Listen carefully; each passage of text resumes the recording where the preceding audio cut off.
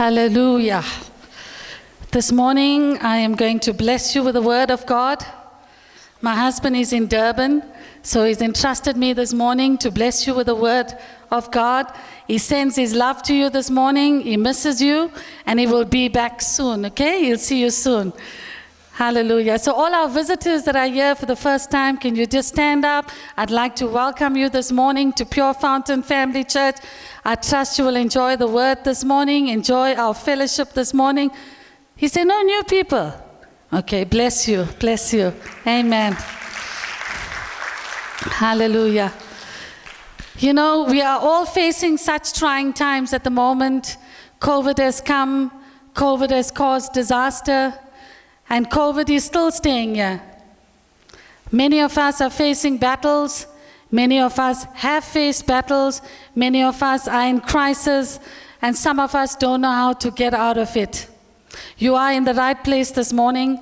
I want to encourage you with the word of God that will sustain you for this time. Amen.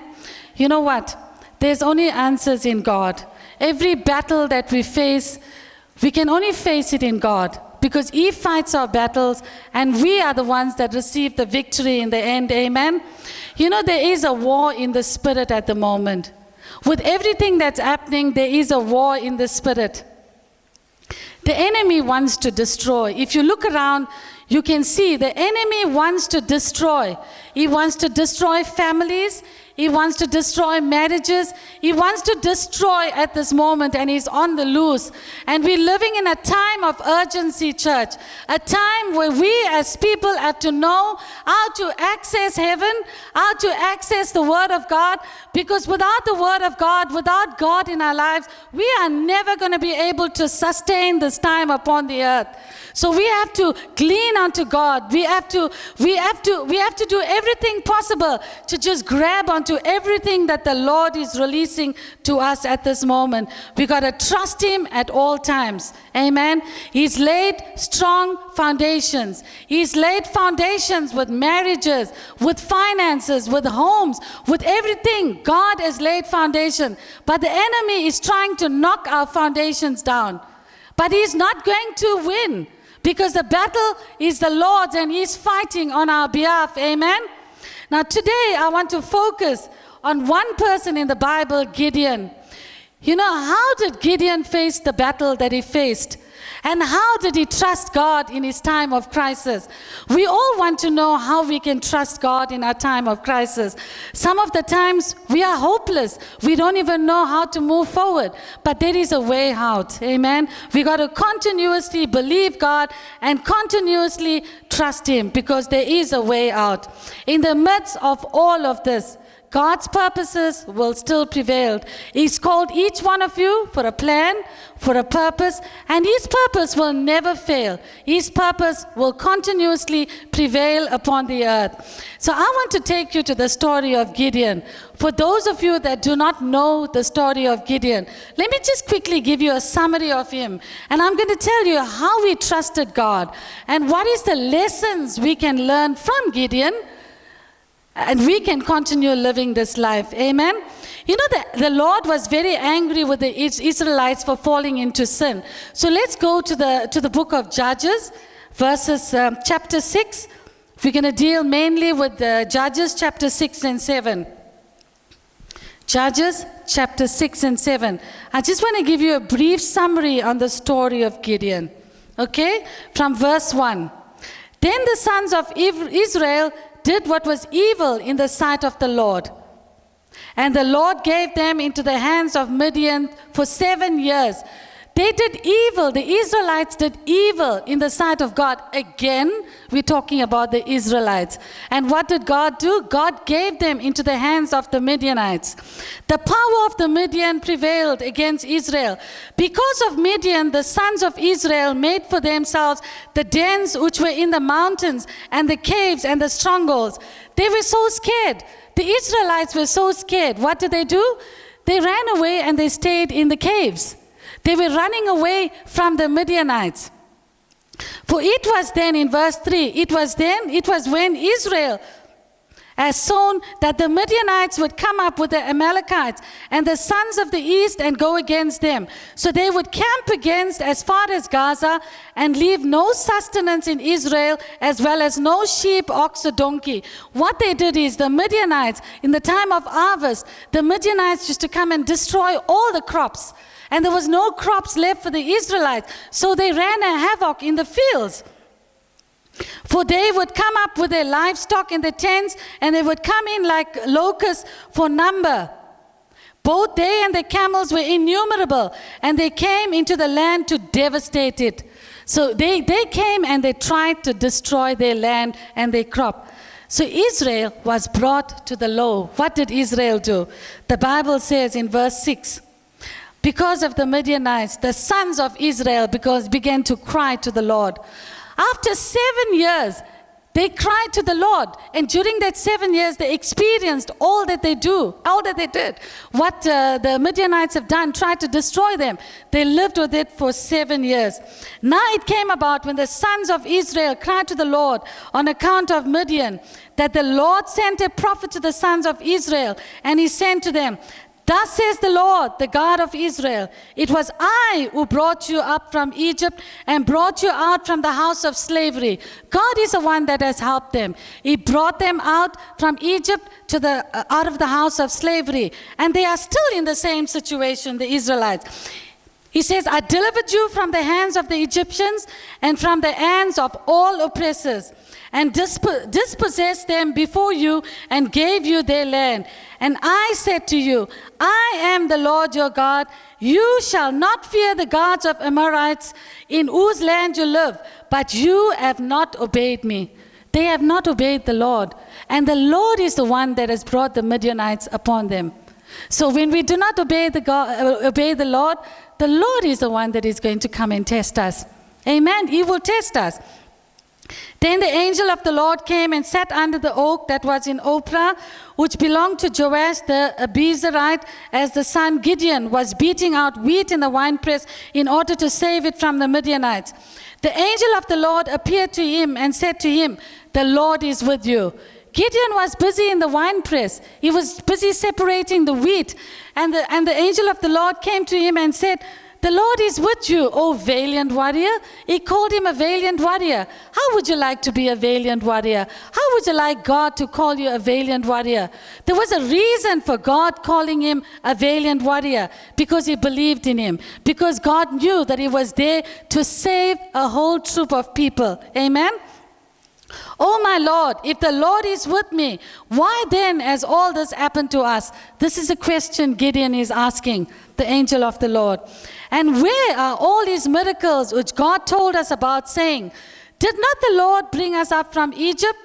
But now the Lord has abandoned us and given us into the hand of Midian. Are we not like this as well? When God is blessing us so much, we enjoy the blessing. The moment one thing happened, we are asking, where is God? But God has been there all the time with us. Amen. So he's asking, where are you, Lord? You've abandoned us. The Lord looked at him and said, go in this your strength and deliver Israel from the hand of the Midian. Have I not sent you? So the Lord is the one that encouraged him and said, go. So if the Lord says to you, go, that means he is protecting you and he is sending you. He is sending you the weapons of warfare. He is sending you in the battlefields. He's sending you in the front line of the battlefield, because he is protecting you. He doesn't want to destroy you. He wants to see if we can rise up in the midst of our crisis so he can protect us. He said to him, O Lord, how shall I deliver Israel? Behold, my family is the least in Manasseh, and I am the youngest in my father's house. How many times the Lord wants to use us and we say, I'm not good enough. I'm not good enough, Lord, use somebody else. But God has already seen a purpose in you that he wants to use you. But we are not prevailing in that purpose. We are blocking out our purpose. And this is not what God wants for us. But the Lord said to him, surely I will be with you, and you shall defeat Midian as one man. Imagine Midian had thousands and thousands and thousands of army. But God said to him, I will use you as one man and you will defeat Midian. So today I want to encourage you, no matter what you are facing, God wants to defeat the enemy on your behalf. He will make you stand as one man this day so you can acknowledge him and you can turn the glory towards him. So Gideon said to him, if now I have found favor in your sight, then show me a sign that it is you who speak with me. Tell me, how many times we hear the voice of the Lord and we're saying, God, is it really you that is showing, wants me to do certain things? And we put out a fleece and we want to know whether it's truly God. And this is exactly what Gideon did to the Lord. He said, show me a sign that it is you who speak with me. Please do not depart from here until I come back to you and bring out my offering and lay it before you. And he said, I will remain until you return. You see, the Lord was angry with the Israelites. The Lord was very angry with the Israelites because they were falling into sin. So the Lord left them in the hands of the destructive Midianites for 7 years to destroy their land. So they did nothing about it. They were running away, staying in the caves. The Israelites were finally fed up after 7 years, and they ran to the Lord. Then they called out for help. They waited for 7 years, and God sent help through one man called Gideon. Now Gideon, the Bible says, was a small, young man. He was very young. He was in the field. He was busy working with the wheat in the wine press. He was threshing wheat in the wine press. And the angel of the Lord appeared to him, saying, the Lord is with you, valiant warrior. The angel then tells Gideon that he will deliver the Israelites from the Midianites. But Gideon points out that he is still a young, small boy. Then Gideon asked the angel for a sign to prove that all this was from the Lord. We read this. So I want to zone in quickly on the two things, the two signs that he wanted God to show him.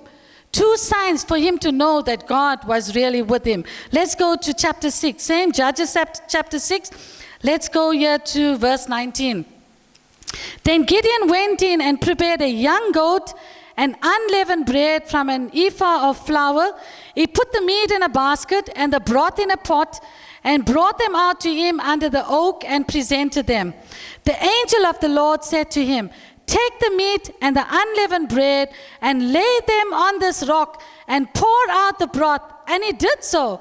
Then the angel of the Lord put out the end of the staff that was in his hand and touched the meat and the unleavened bread. And the fire sprang up from the rock and consumed the meat and the unleavened bread. Then the angel of the Lord vanished. The angel of the Lord was no more there. He vanished from the sight. When Gideon saw that he was the angel of the Lord, he said, alas, O Lord God, for now I have seen the angel of the Lord face to face. The Lord said to him, peace to you, do not fear, you shall not die. Then Gideon built an altar there to the Lord and named it, the Lord is peace. To this day, it is still in Ophrah of the Abiezrites, right? That was the one sign he wanted, and God showed him that he is still there, guiding and leading him.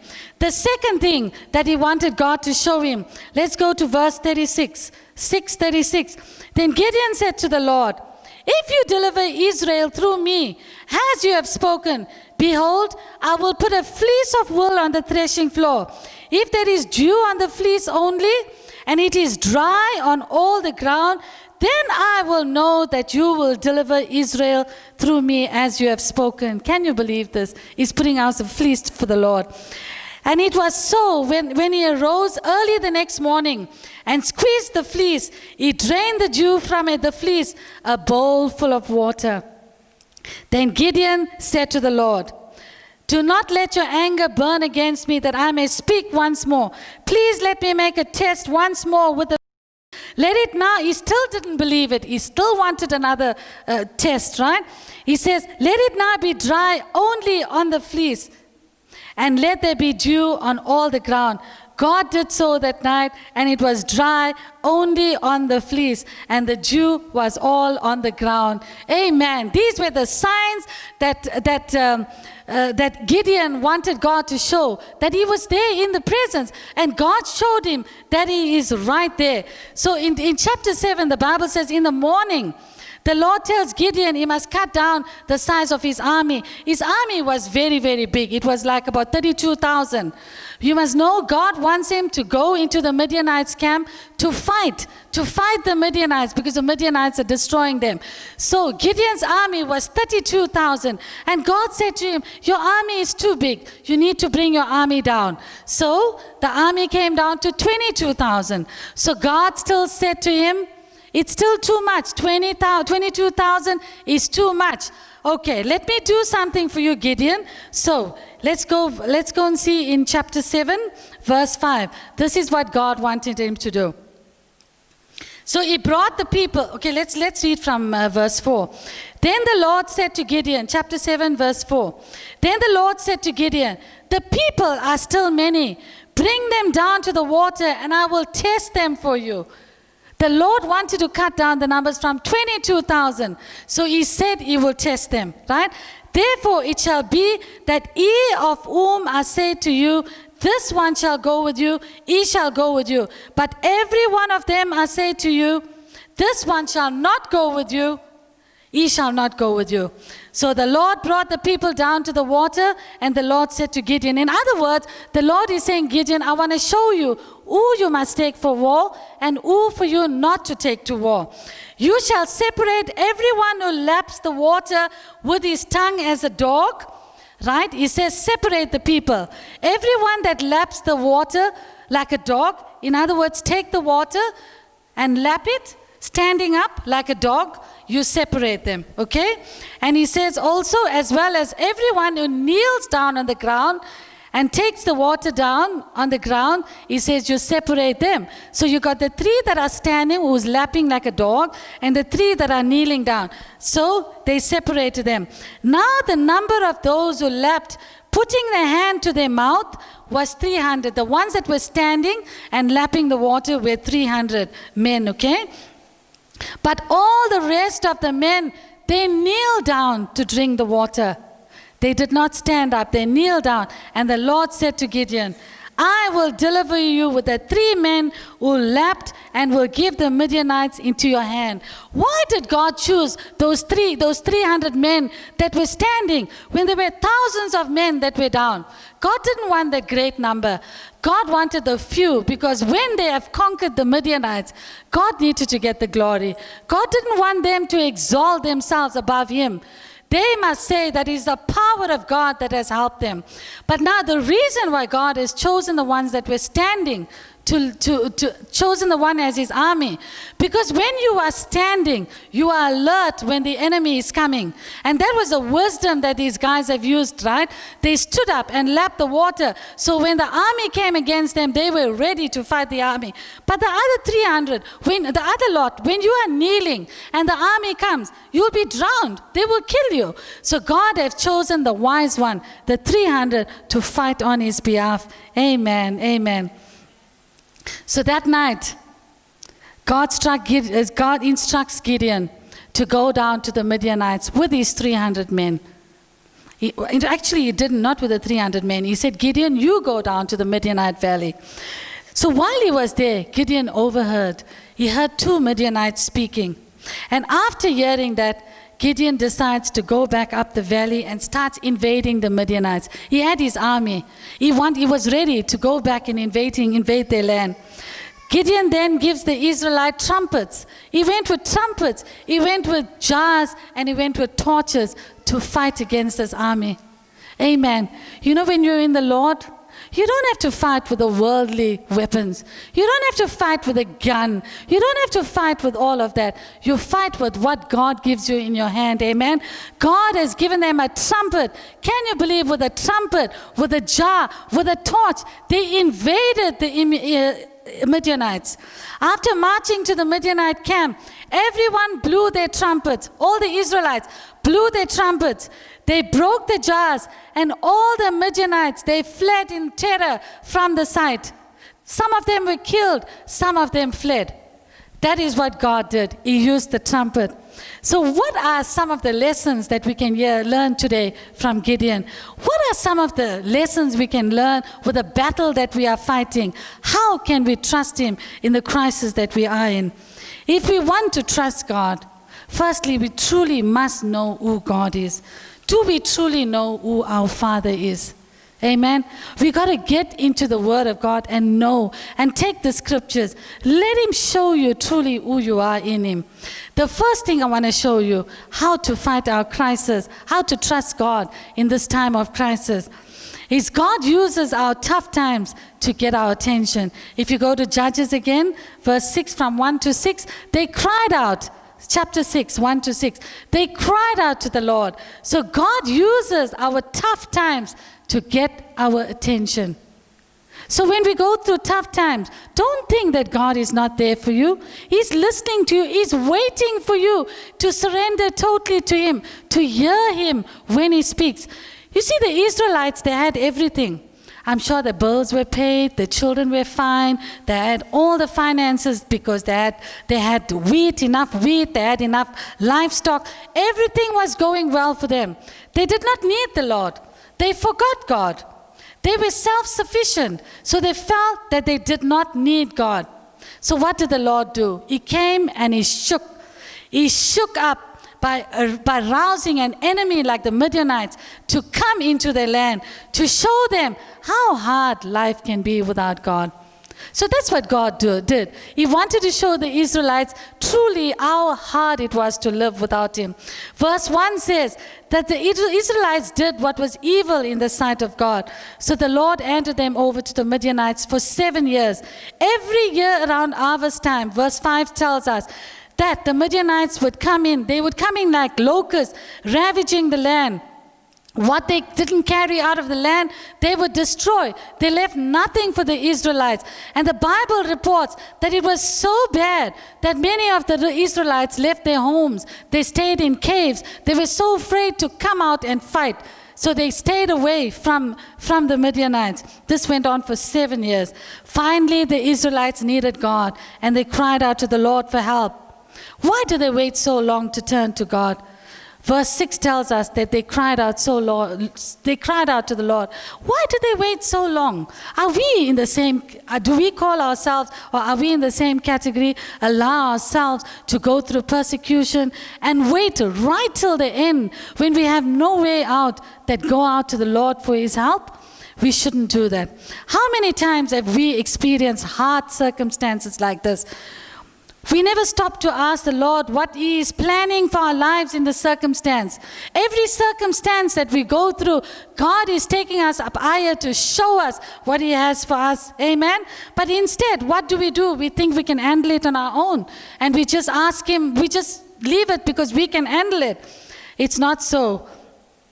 We also wait for every option to run out until there is no more options and we run to Him. What lesson can we learn from Gideon? Every experience in life that we have is a test. Always remember, every experience, God tests us. How are we able to rise up in a crisis? How are we able to trust Him?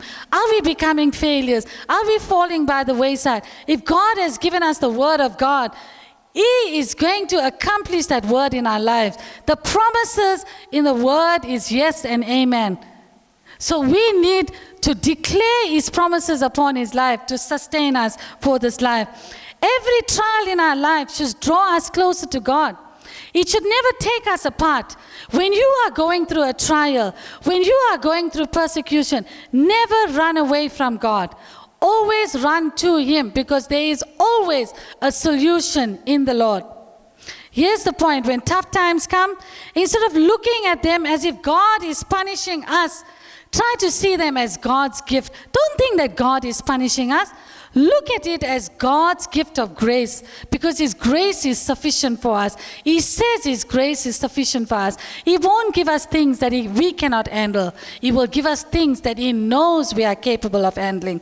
Proverbs 3:11 to 12 says, "Do not reject the discipline of the Lord, for whom the Lord loves, He proves, even as a father corrects the son in whom He delights." Amen?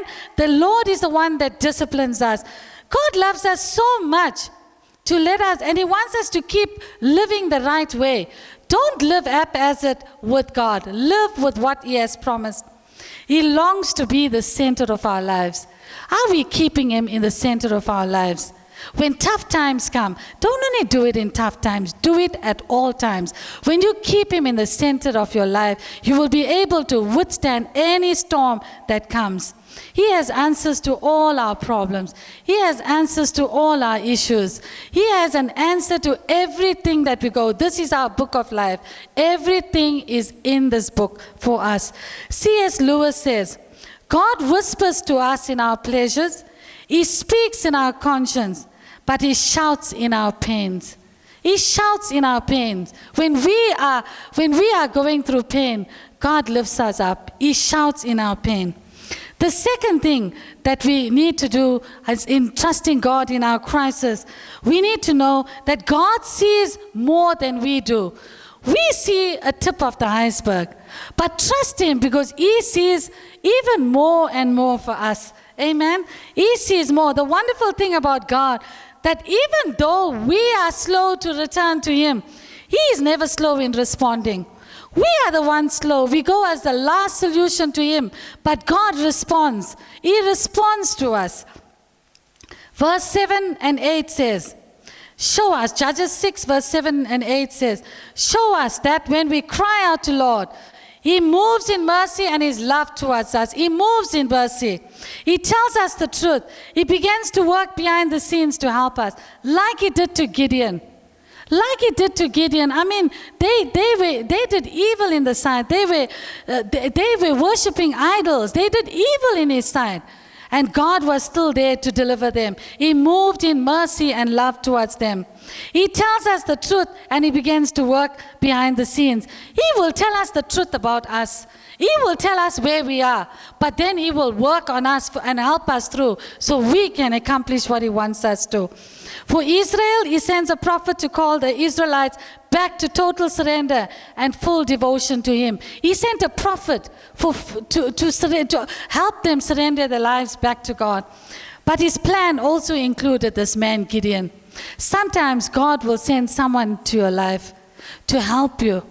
It'll be a prophet of God. It'll be a man of God. It'll be a friend to help you. Listen to the sound of the voice. Be so discerning that when God sends, He sends the right one, that you will be inspired by this person. Verse 12 says, then the angel of the Lord appeared to him and said, the Lord is with you, mighty, valiant warrior. God saw what He was about to make of Gideon. God knew that His plans was great over Gideon, and He called him a valiant warrior. It was time that Gideon saw for himself, because he said, but Lord, I am just a young child. I'm small, I'm young. But God knew, even though he was young and small, that he was a valiant warrior, and he carried the power of God within him to save our whole nation. Amen? So church, do we really know who we are? Do we really go and study this Bible to see truly who God says we are? One of the biggest lies we tell ourselves is that God only uses special people. We are all God's prized possession. We are all special in His sight. Amen? Don't listen to what the enemy says to you that you are not special. Every single one of you have been called for a purpose, and God wants to use you to outwork your purposes on the earth. What does He want you to do? He wants you to say, Lord, here I am. He wants you to surrender to Him. He wants you to open up your heart to Him. He wants you to say, here I am. Use me, send me. Who shall He send? Here I am, Lord, send me. That is the attitude we need to have. We are God's child. John chapter 1 to 12. We are God's child. We are His friend in John 15. We are His masterpiece. Do you believe that you are His masterpiece? Amen. Ephesians 2 says that. We have been justified. We have been justified, Romans 5. We are freed forever from condemnation from God, Romans 8:1. No one should be there to condemn us and judge. God is the one on His own will judge us. Nobody should condemn us. Amen? He is the one that will be the one that will judge us. We are adopted in His family. That's who we are. We are adopted in His family. He adopted us as children of the Most High God. We are citizens of heaven. We don't belong. We're staying in this world. We don't belong to this world. We are passing by. We belong to the heavenly. We are citizens of the God Most High. Amen. We belong to Him. We are never to be separated from His love. You must always know that His love should prevail in your life. Never be separated from His love. And we have everything from Him we need for life and godliness. God knows who we are, even if we don't. Sometimes we don't believe it when He says who we are. Believe what He says you are, and He will work to help you see your true identity. How many of us want to see our true identity in God? I want to see my true identity in God. So allow Him to outwork. This is who God sees we are. We must see ourselves the same way and trust Him. Believe what the Lord says for you are. Just believe it. Believe it. So see, God sees who we are this day, and believe what He is saying. The next thing is, what lesson can we learn from Gideon and how we can trust God? You know, Gideon still his faith. But God, through all, God is patient with our faith process. You know, our faith goes through a process. But how great is God that He has so much of patience. Look at the patience He had with Gideon. Even though Gideon never believed Him, but God still had the patience. Gideon is making a deal with God. He wants a sign. He says, God, show me these signs. He didn't believe the first sign. He wanted a second sign. God, show me the sign. God confirmed His power to Gideon. He showed Gideon that I am powerful, that I am able to do exceedingly abundantly over your life. Our Lord was developing this man into a fully convinced servant, matching each doubt with kind reassurance. God was reassuring him every step of the way. Gideon, you are a valiant warrior. Gideon, you will be able to lead that army into the battlefield. Gideon, you are called for such a purpose that says, Gideon, rise up. How many times is God telling this to us? Rise up, children of God. God wants to use you. Rise up. Do not be afraid. Are we available to go into the front line of the battlefield? Listen, we are in a battle right now. We battle not against flesh and blood. We battle against the principality, the powers, the rulers of darkness. And right now, the enemy is let loose on the earth. And that is a battle that we are fighting. And we need to know that we carry the weapons of warfare, and we are able to conquer and destroy the enemy. Do you believe this day? You got to believe this. No matter what the enemy is doing, you got to stand up steadfast and say, Lord, I am courageous. I will be able to do what you have called me to do. God will show us the same patience when we seek His face. He wants us to seek His face with all diligence. Seek His face with all diligence. No matter how much we doubt God, He will still show Himself. He has the patience with us. 2 Peter 3:9 says, the Lord is not slow to fulfill His promise, as some count slowness, but His patience towards you, not wishing that any should perish, but that all should reach repentance. He wants everyone to reach repentance. Whenever we mess up, God is faithful and just, waiting for us to come and say, Lord, we are sorry. We repent. We come back to you. He is there waiting. You know, when we mess up in our lives, we always feel that God is not there. We feel God is not listening to us. God's presence is not there because we have failed. But I'm here to tell you that God is there. Don't let the enemy put negative things into your head. The Lord is always there to save you. Amen. He is there to guide you. He is there to lead you. So don't allow the enemy to tell you that He is not there. He will deliver you in your time of trouble. You just have to believe it. You just have to have faith, because God's faith is so strong. Even though we are slow with our process of faith, but He is waiting. He is waiting. Why is God so patient towards us? God just doesn't show us patience. He is patience. He is patience. It's how He defines Himself. God is patience. Amen. We don't deserve His patience. We don't deserve his patience. Sometimes we mess up so much, but he's so faithful. He's still so patient. He's a great daddy to us. He's so patient to us.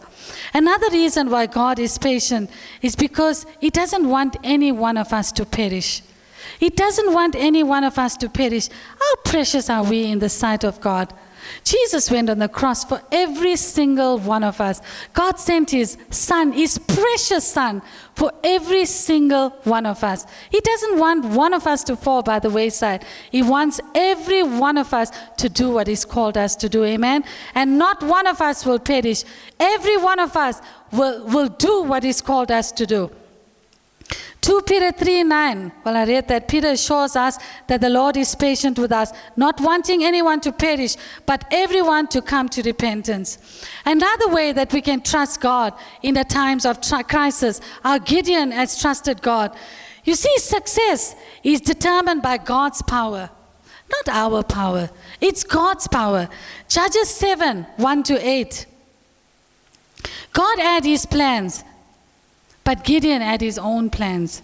Gideon wanted to take his 32,000 people, the army. I can tell you, if you went with the 32,000, probably every one of them would have been dead. He had no wisdom, right?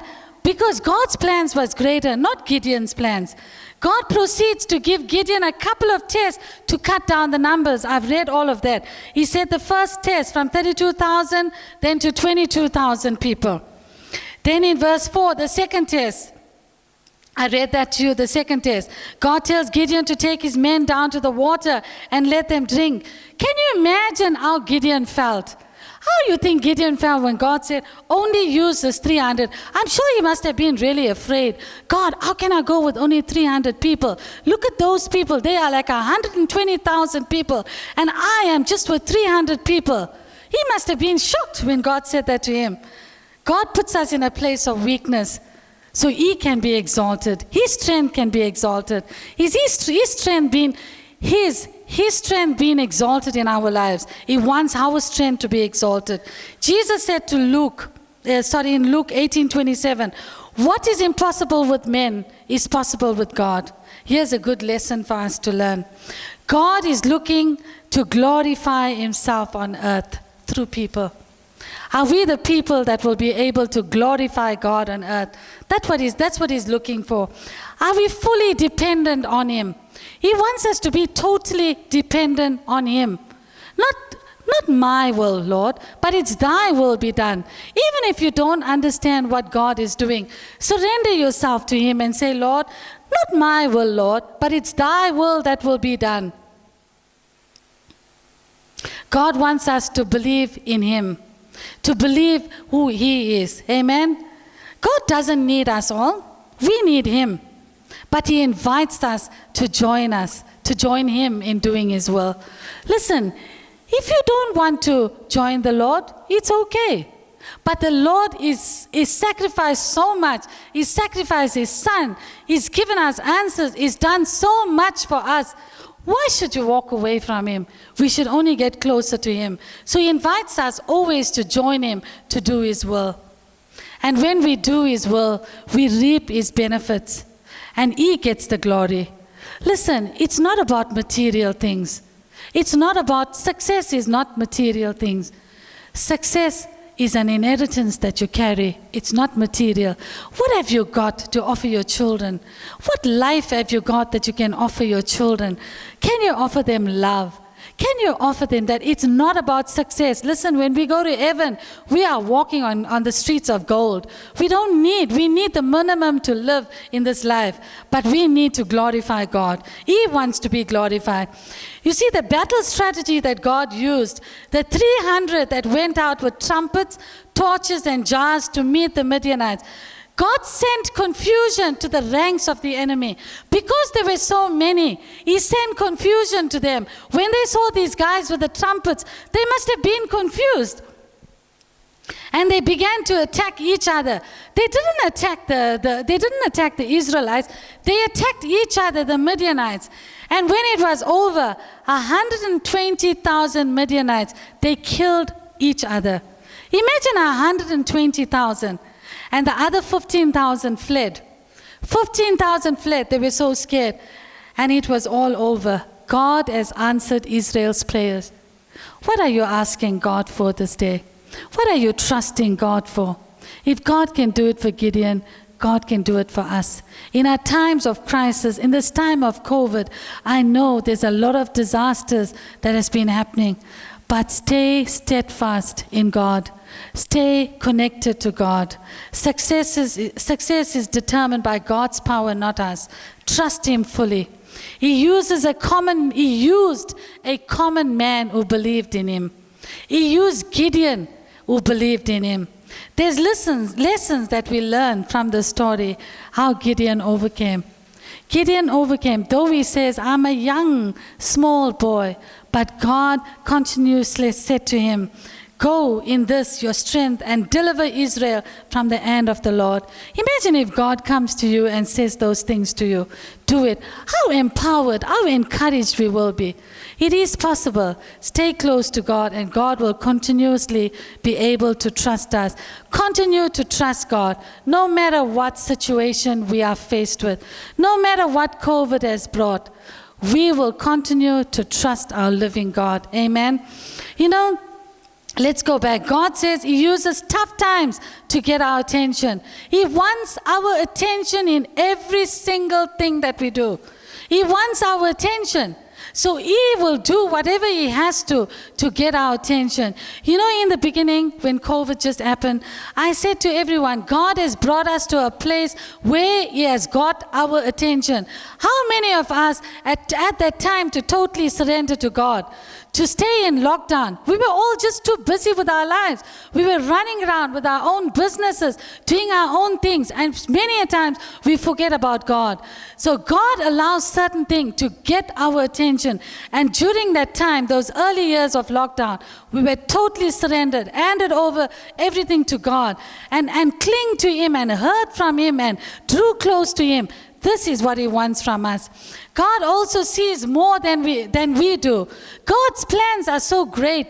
We can do all things through Christ who strengthens us. We know that. And God wants to do even greater things in us. We must believe it and we must see it.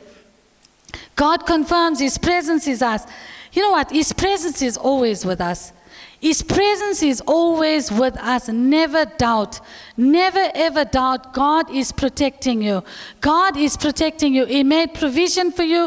He's protected you. He's brought you thus far. And we can only begin to thank Him for what He's done in our lives. God is patient even in our faith process. He is patient. He meets us right where we are.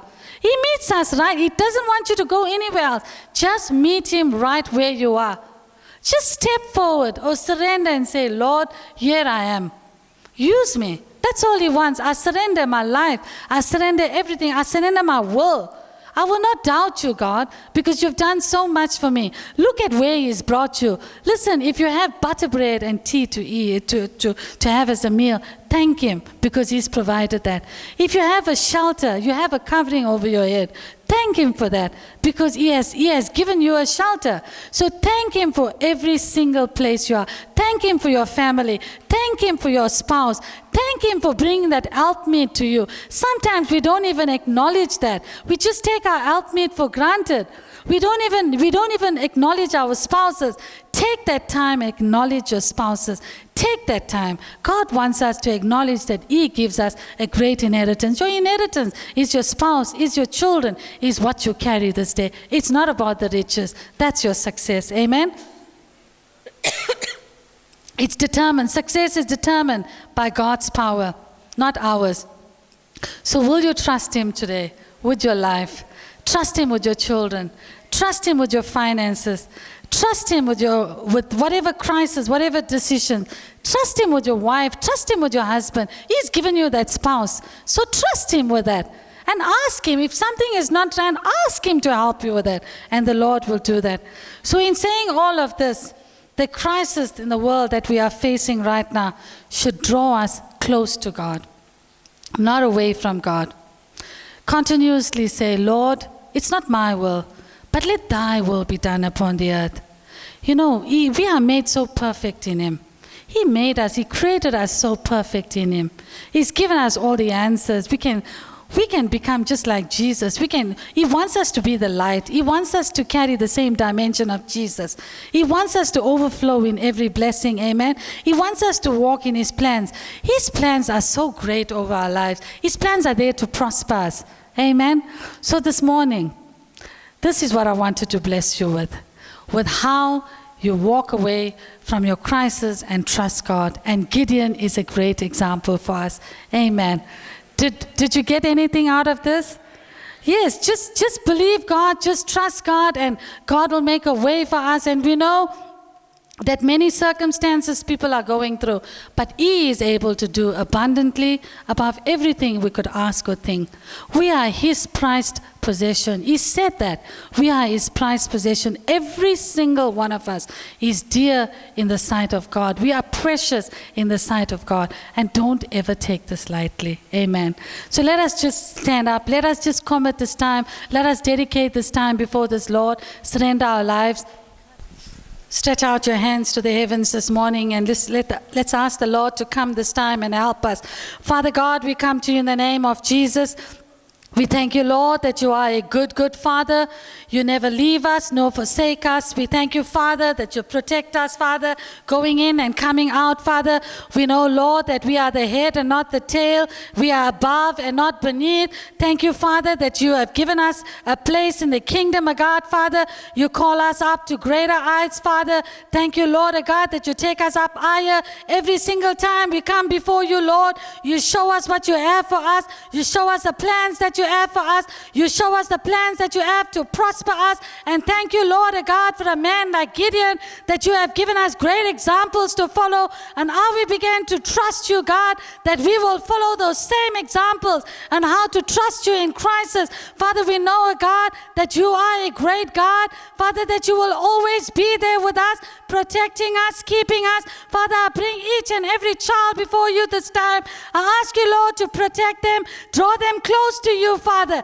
Draw them into your presence, God, Father. Though they walk to the valley of the shadow of death, they will fear no evil, Father. They will rise up in you. They will shout out a valiant cry. They will go to the front line of the battlefield because they trust and believe in you. We thank you, Father, that we will be steadfast in you. We thank you, Lord, for your grace, God, that is coming upon each one this day. The grace to govern, the power to prevail in every situation. We thank you in Jesus' name. Amen.